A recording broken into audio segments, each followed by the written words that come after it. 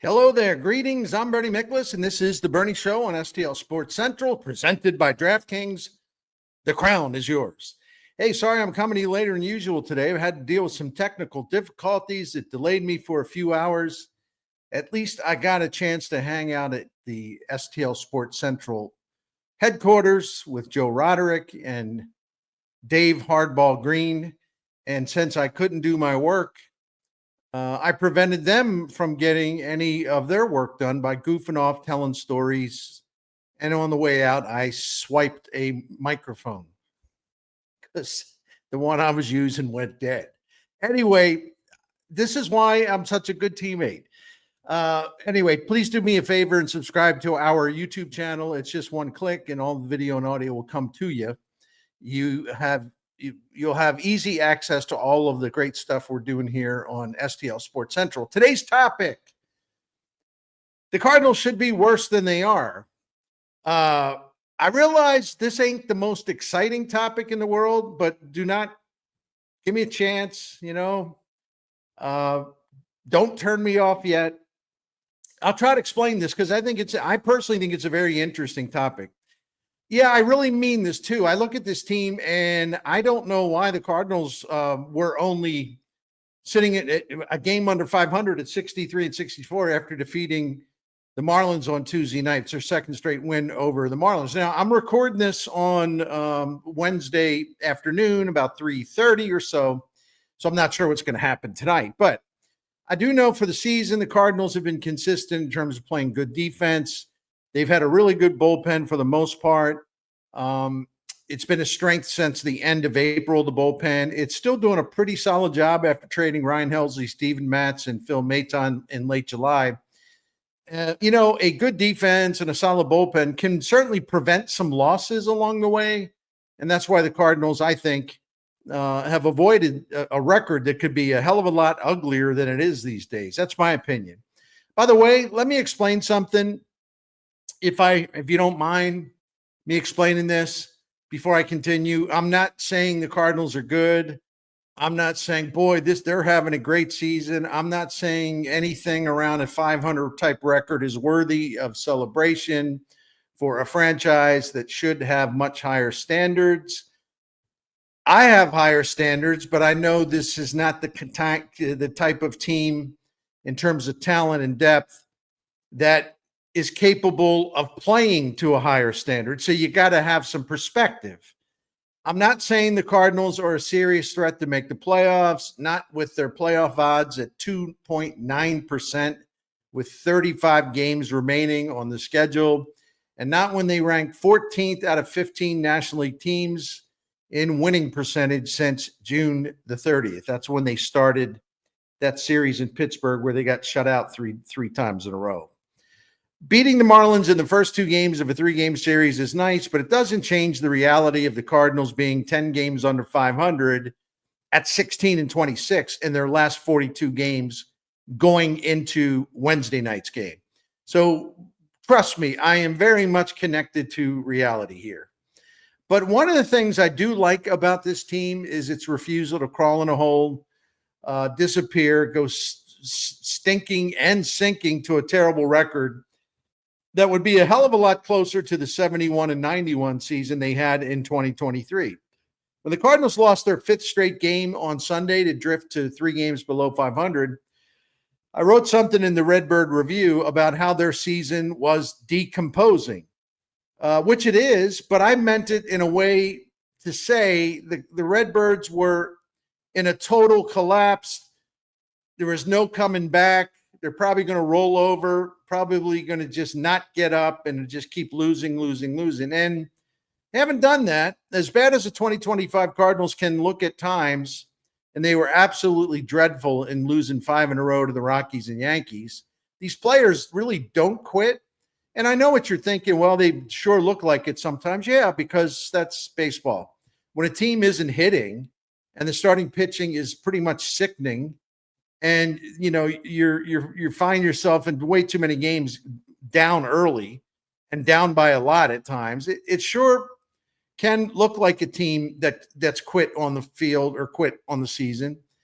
And all teams, even the really good teams, they go through stretches of looking lifeless for a little while because that's inevitable during a 162 game season. It's just going to happen every now and then. But I've never dismissed these Cardinals as a bunch of quitters. I have dismissed them in terms of a team that is capable of performing consistently on offense at a high level. And I have dismissed them as a team that is capable of having a good starting rotation, not with the talent that they have, right? I see the Cardinals as a team that isn't good enough to outperform their obvious flaws and limitations. For a few weeks, maybe. They did it earlier this season, but for an entire season, hell no. So that's how I decide whether I should respect a team or not. And I don't pay attention to average or mediocre teams in other markets. I cover this team. And I do respect the Cardinals because I think they're doing pretty well with what they have and who they are.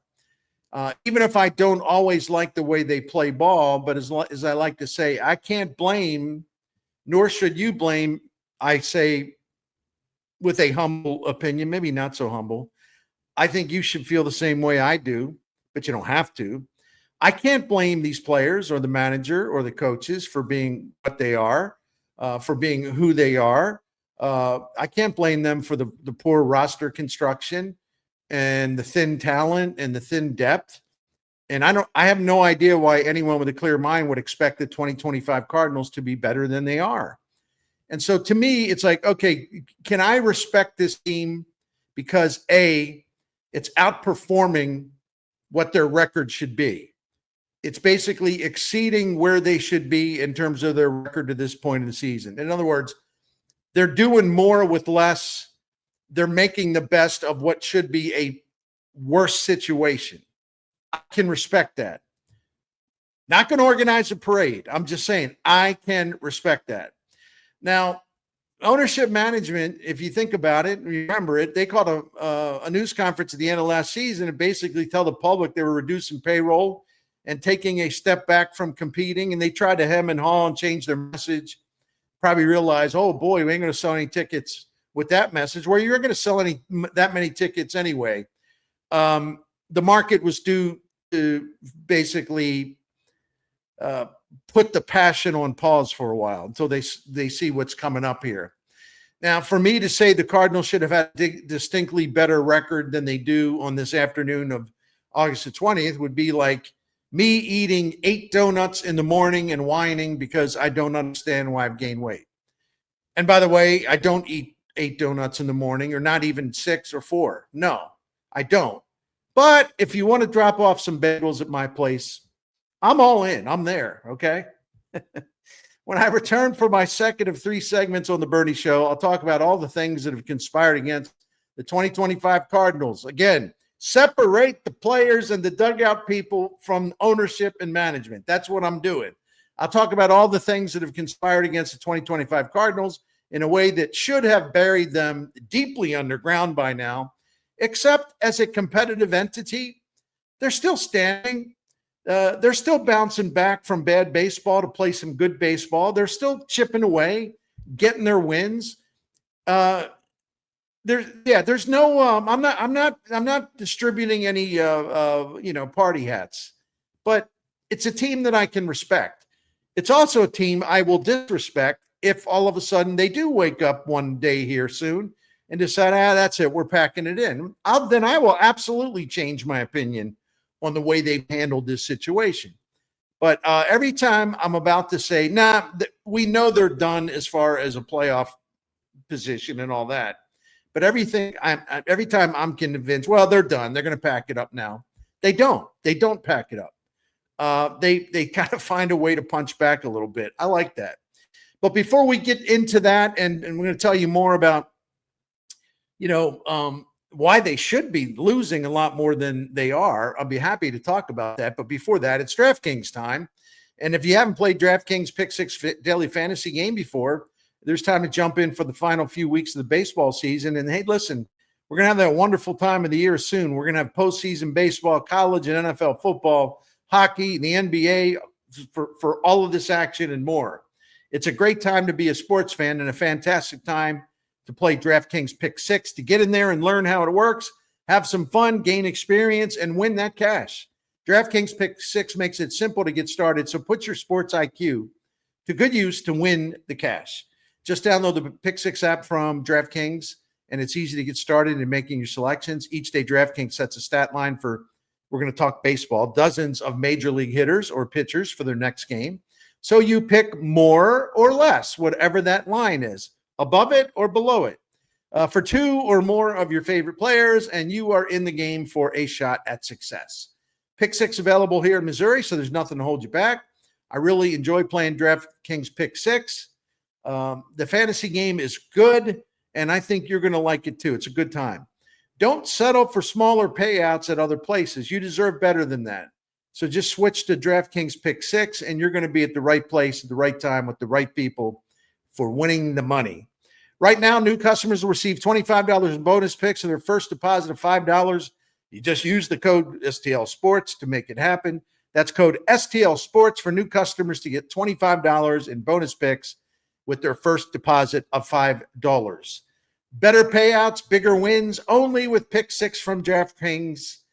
Say it together now. The crown is yours. Gambling problem? Call 1-800-GAMBLER. Help is available for problem gambling. Call 888-789-7777 or visit ccpg.org in Connecticut. Must be 18 and over. Age and eligibility restrictions vary by jurisdiction. Pick 6 not available everywhere, including New York and Ontario. Void where prohibited. One per new customer. Bonus awarded as non-withdrawable Pick 6 credits that expire in 14 days. Limited time offer. See terms at pick6.draftkings.com/promos. All right. I appreciate you hanging in there with me. Welcome back to the second segment of the Bernie Show here on STL Sports Central. Please subscribe to our YouTube channel and hit that like button. And by the way, comment all you want, and you can be nasty as you want to be. I don't, flinch away from that stuff. If I can run my mouth and express my opinion, you should do the same. All right, back to the Cardinals. They were doomed months before the season started when ownership management began phase one of a rebuilding project. They didn't call it that at the time, but that's what it was. And this rebuilding, that's what it is. They're going to be doing that for a while. These things take time. It's not going to be a rush job. Not going to be a complete teardown either. Anyway, payroll was cut by $40 million. John Mozeliak told Paul Goldschmidt, listen, we'd love to having you here, but we have to move on. It's just a different time now. We're entering a new phase, so there wouldn't be a new contract for Goldie. And by the way, that's not me second-guessing the decision. I'm just pointing out it was a player that wanted to stay, and they said no thanks. And it was more symbolic than anything. It was another way for the Cardinals to make their intentions clear. No. We're going to go younger and cheaper. And they did. An aggressive attempt to trade Nolan Arenado came up short, as you well know. I don't need to rehash that, which blocked any chance of Nolan Gorman becoming the starting third baseman, which is a shame from the standpoint this team wasn't going anywhere anyway. It would have been great for him to get all the defensive reps that he could at third base, because once he gets enough reps and experience at third base, I think he'll play solidly there, and he's been getting a little better. But everyone, as always, freaks out. They pass judgment on a guy who's started 30 major league games at third base. I don't do that, but we can agree to disagree. The Cardinals spent $2 million on one major league free agent, relief pitcher Phil Maton. This team didn't even bother to purchase many depth pieces in terms of minor league contracts, so you can accumulate some backup down in the minor leagues. You have some insurance. They did a little of that. They didn't do a lot of that. The Cardinals did put a lot of money into reconstructing and updating their collapsed player development system. And Chaim Bloom came in to lead the transition, and that was his first assignment. And he went in there and he brought in a bunch of smart people, and they're doing really, really well, and things are moving. That initiative also fit into a rebuilding phase. The Cardinals wanted young players to move on stage and take over, but the full-fledged opportunities just simply weren't there for all of them. I think they've tried their best. I'm talking about, how do you fill a lineup card in every day when everyone's healthy? And yet, I got to play Arenado when he's healthy. I got to play this guy. I got to play that guy. How do you balance the objective of, well, this is about young players getting a full opportunity? How do you balance that with also the desire to win, right? It's a really tough ask, isn't it? Because this misleading runway season, this rebranding effort was limited by the obvious reality of having too many players who play the same position, too many players who bat from the left side. And how do you get all that to fit into a nice, easy snap-in puzzle? You don't. And I think Ollie Marmol, at times I think that it's my opinion, and he and I, we talked about it. I told him I disagree with it. There are times, if it's supposed to be a season dedicated to young player development at the major league level, it's okay to give, even before he got hurt, Nolan Arenado a rest and to give Brendan Donovan a rest. And the problem is and he disagrees with that. If they're here, they're going to play. They're healthy, they're going to play. But my thing is, as you know, I've talked about it. When Nolan Arenado came out and said, and when he visited the team in Miami, he said this problem with his shoulder, he believes it started with when he busted a finger because it changed his grip and his swing got kind of funky. So his shoulder wasn't used to certain actions, body actions, different muscles being used. So one injury, instead of them taking care of it, of course, they brought him back right away. And then this led to another injury. And they did the same thing with Brendan Donovan. That's my one beef with Ollie Marmol this season. It's supposed to be a season set aside for youngsters. And now, well, not youngsters, younger players. And now, as there's 35 games left. There's no point in running players out there, veteran players out there, even though we all respect them, when they're playing hurt in a way where it just renders them just about totally ineffective because they're so beat up. Who does that benefit? Does it benefit the player? No. Does it benefit the team? No. Does it benefit the so-called runway players? No. So on the other hand, and there is a lot of moving parts for this. On the other hand, I also understand why, Ollie Marmol, even though I totally disagree with him about the stubbornness about playing veterans because they're veterans, it's just he's in almost an impossible spot to where you can make everything happen and you can do everything you want to do. It's not an easy spot to be in. And so I will disagree with him because I do disagree with him on some stuff, but I also understand the predicament he's in. Now, those of you who hate him won't understand anything, and that's okay.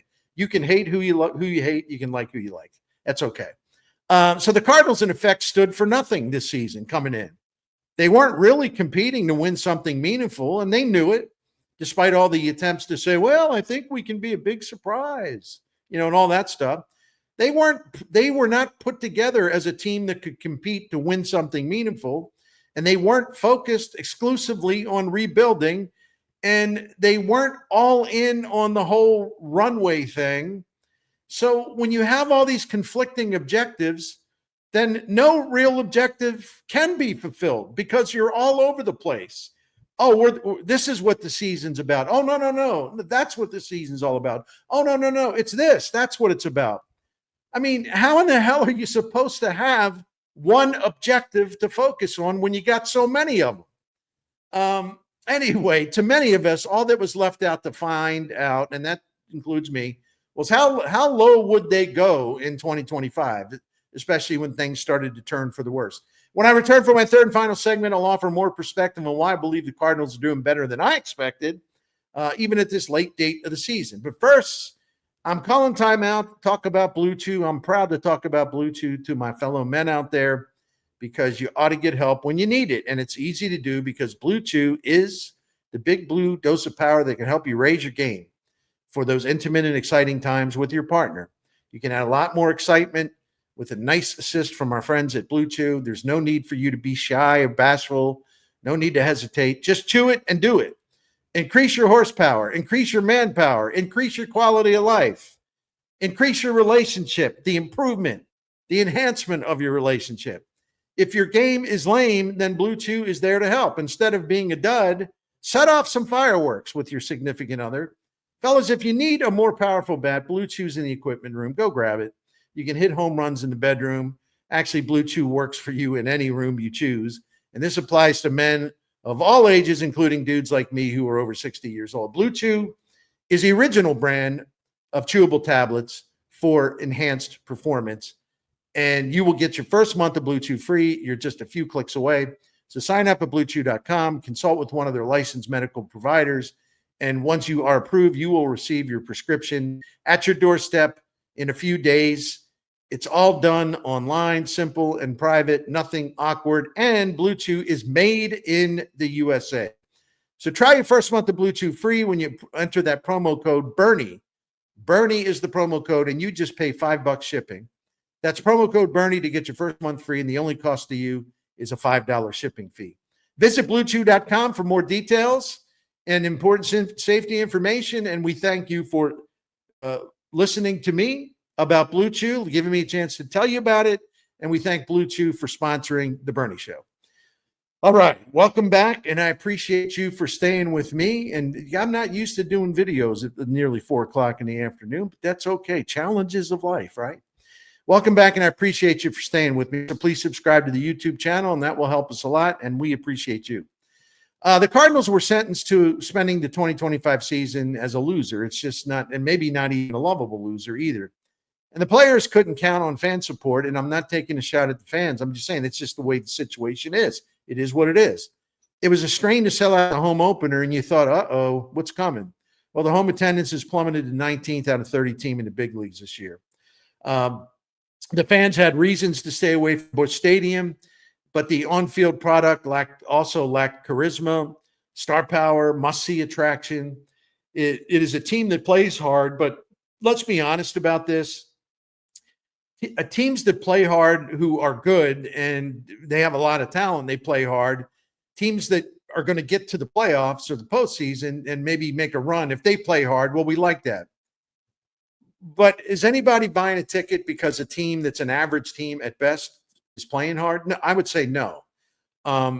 That's not a lure to attract new fans, and it's not a lure to get the old fans to come back. Once again, the Cardinals are like caught in the middle. If ownership management planned to hibernate in 2025, and that's basically it, all the action was going on down in the minors and, reviving that player development system with a bunch of new instructors and coaches and people in leadership capacities. That's exciting stuff. But at the major league level, basically, when it comes to the baseball side, the plan was to hibernate in 2025. Well, and if the people that run the franchise can do that, well, fans can do the same. What's fair is fair, right? But this team did overcome a lot of hindrances to surprise us for a while, reaching a peak point being 9 games over 500 after wrapping up a sweep of the Guardians back on June the 29th.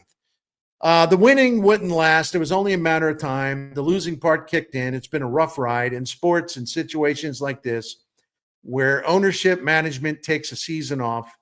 It's easy for the season to turn into a landslide, just rolling and rolling downhill, crashing all the way downhill to 90 or more losses. And I can't imagine what it'd be like. Well, I've worked for businesses where it's like you're giving your all, you're hustling, and you look around and you say, boy, there's not much commitment in this place, Is everybody trying? And you look around and the answer is no. That would always get to me, but yeah, we're all wired differently. I think maybe employees or even baseball players are going to do a better job if, they're motivated within because they see everyone else, the people who pay them, also trying really hard. Now, some of you will say, well, wait a minute now. Young players, especially, they have a lot on the line. It's in their best interest to play well and to try hard. Point well taken. I don't disagree with you at all. I'm just saying this hasn't been an easy set of circumstances, and that runway was never fully open. And I'm using that word again, so I hate myself. Sorry. Anyway, despite being put in a terrible situation where winning wasn't the top priority, playing time for young guys was supposedly the top initiative, but not all the way. I do respect manager Ali Marmol, even though I disagree with him on some things. I do respect the coaches. I do respect the players for getting through this haze of confusion and all of these conflicting agendas. and you're in between bosses even. John Mozeliak on the way out, Chaim Bloom on the way in. The Cardinals respected each other, and I believe their fans definitely respected their fans enough to say, listen, man, we got to put our best foot forward. We got to compete. Let's just keep going here. You don't give in to this negative stuff. And even that 5-game losing streak that they just had, and I really thought that's it.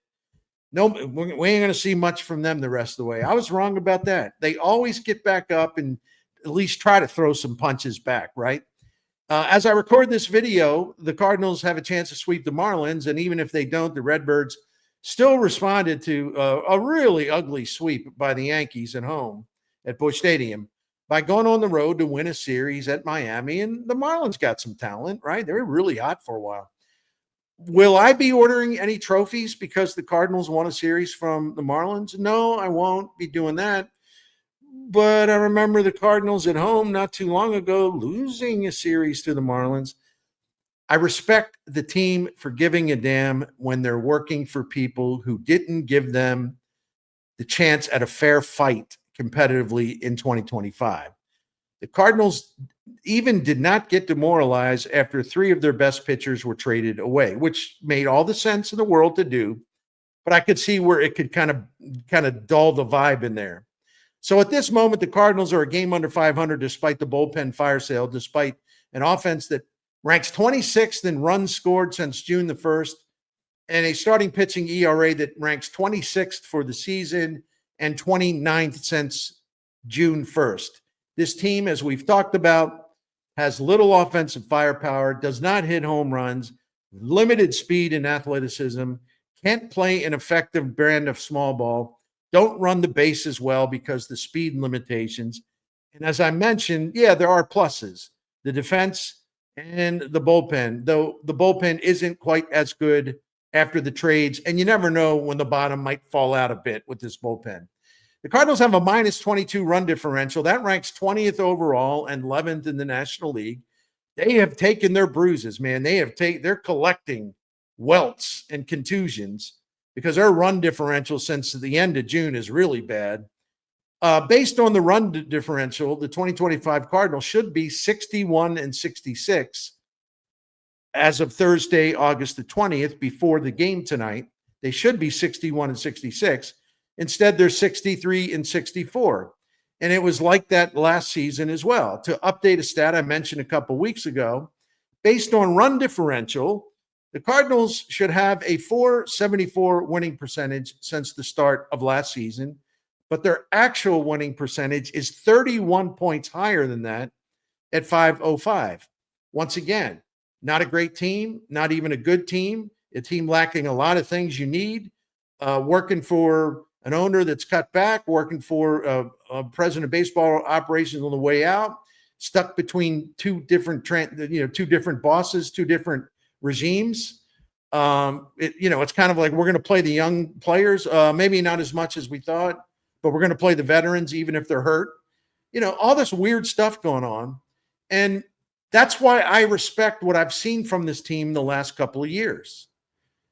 They are absolutely outperforming where they should be based on run differential. But also, if you think about all the craziness that's going on around this place in the last 2 years, I respect this team. And I'm not overselling their quality. I just want to make that perfectly clear.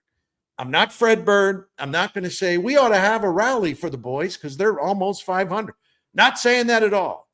But I've covered every major sport there is. I've covered some of the great iconic sports franchises in North America. And in my book, it really falls into a category, even if you don't have a great team or a team that has a, quote, successful season. I've learned you can still have a lot of respect for them because you see how they go about their business. The Cardinals fall into that category. That they don't have the record they want or the fans want because I don't think they have enough talent and they've got a funky roster and it's just a big mess. I respect them because they don't get pulled down by that.